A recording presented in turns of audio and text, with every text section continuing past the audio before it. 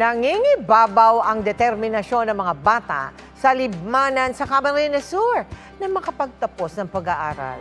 Hindi kasi hadlang ang layo ng paaralan para sila'y makapasok sa eskwela. Kaya naman suportado sila ng unang hakbang sa Kinabukasan Project ng GMA Kapuso Foundation. Hinatiran natin sila ng kumpletong gamit pang eskwela. Para makapasok sa eskwelahan, halos 2 oras na nilalakad ng mga anak ni Lizelle ang bundok na ito sa kanilang lugar, sa Sitio Canamoan, Libmanan sa Camarines Sur. Ito na raw ang pinakamalapit na daan papunta sa kanilang paaralan mula sa kanilang bahay. Grabe po, ma'am, kasi po ma'am, mga kagubatan po, yung mga makahoy po. Mapagod ma'am po, ma'am, pero po, ma'am, kunting tiyaga lang po, ma'am, para po ma'am, makapagtapos po sila sa pag-aaral, ma'am, kahit po ma'am, mahirap, ma'am. Bukod dito, pinagtsatsagaan ng kinder at grade 2 niyang anak ang mga pinaglumaang gamit ng kanilang nakakatandang kapatid. 350 pesos kada araw ang kita ng kanyang asawang karpintero at pinaghahandaan pa daw nila ang kanyang panganganak.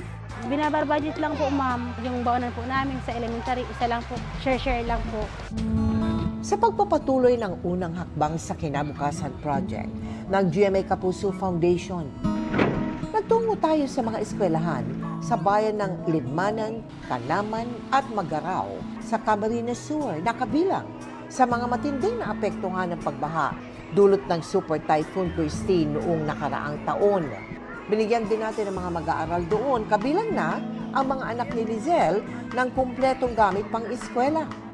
Kapag may mga bagong gamit ang mga bata, nai-inspire silang pumasok. Lubos po ang aming pasasalamat sa inyo kasi kami ay napili nyo na bigyan ng mga school supplies para sa mga bata. Malaking tulong sa mga magulang, sa paaralan, sa mga guro.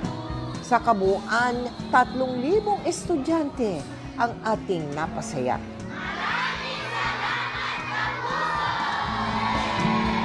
At sa mga nais namang makiisa sa aming mga projects, maaari po kayong magdeposito sa aming mga bank account o magpadala sa Cebuana Luwalier.